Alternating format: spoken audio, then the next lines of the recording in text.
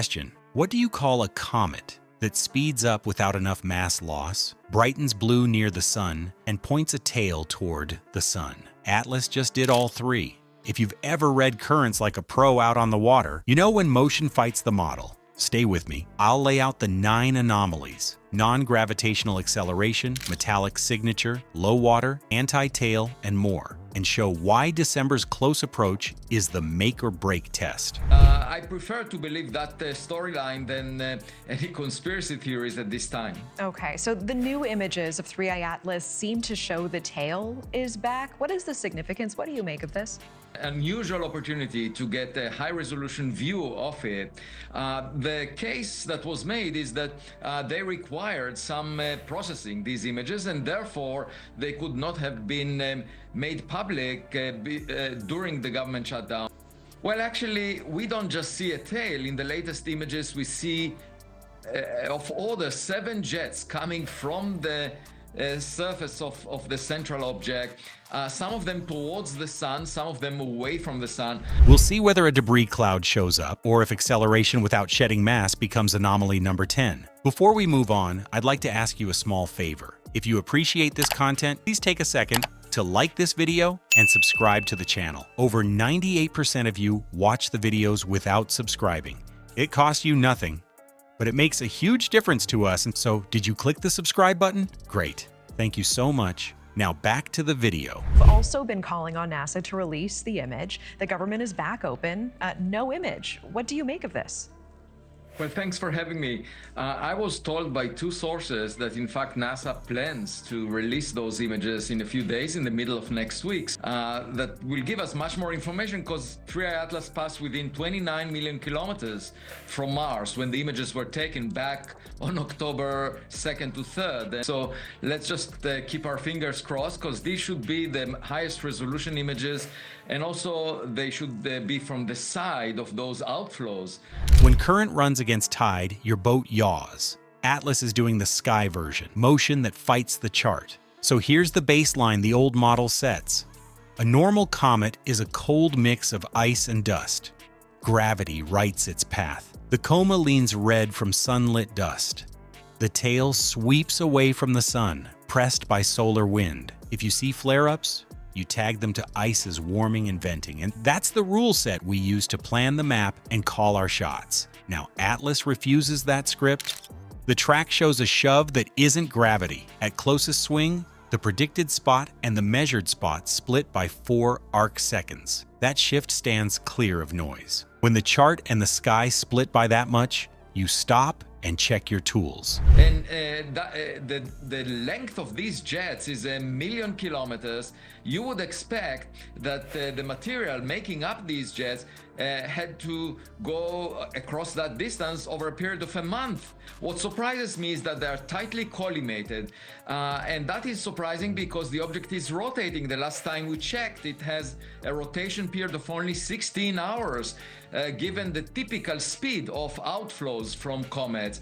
And during a month, it would have been smeared by the rotation of the object. So then the question is, what is going on? Let's dive in with the motion first. Atlas runs retrograde, sliding opposite the planets, yet it hugs the ecliptic within about 5 degrees. That's like finding a rip lane lined up with the pier on an off-tide day. It also carries more speed than you'd expect for an object of this scale, and the path kinks seen in high-res arrays back that up. Those deviations are not random wiggles. They track a steady push that stacks over time. On the light side, the optics throw new flags.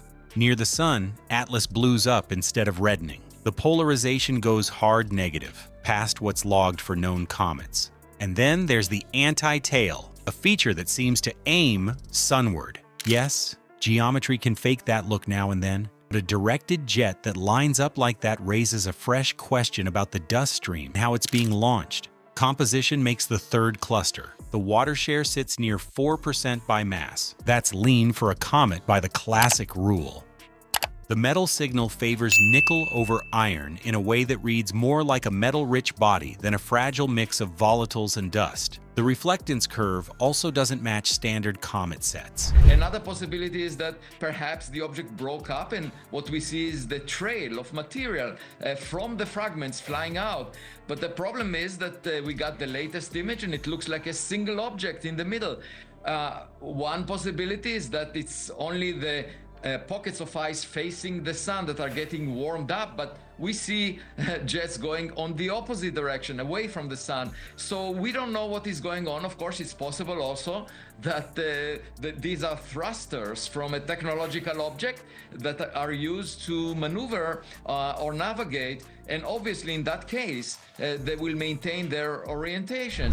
It responds to light in a way that says the surface or grains are built different, size, shape, or material. Like reading rip lines and eddies, if your lure tracks upstream without wind or throttle, you know another force is in play. Here, the lure is Atlas, and the upstream tug shows up in its position, color, and spectra. You don't hand wave that away. You test what can push and how much. So what do we do with the rare tags you'll hear?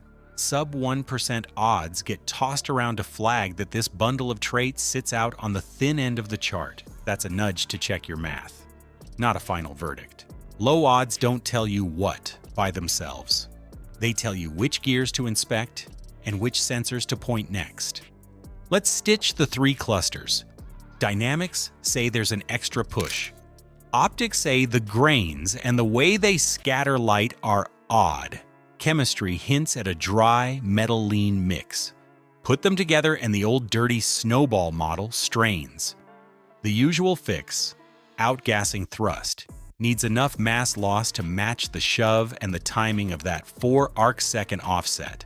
But the low water tally and the color swing don't back a water-driven motor. If dust jets did it, the anti-tail and the negative polarization have to fit the same clock. That said, this is why Atlas matters.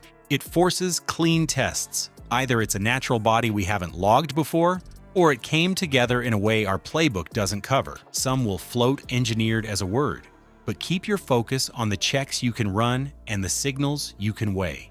Watch for this sign: coherence. Across the motion, the light, and the chemistry. If one axis flips when you add new data, the story breaks. Next up is the simple field test.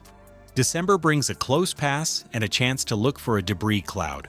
Find a wake of fresh grains, and the extra push has a mass loss engine that fits the math. See a clean field, the shove stands without shedding, which turns into anomaly number 10.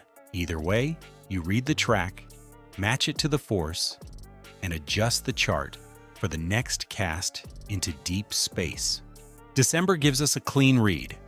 If a debris cloud shows, the mass loss engine explains the shove.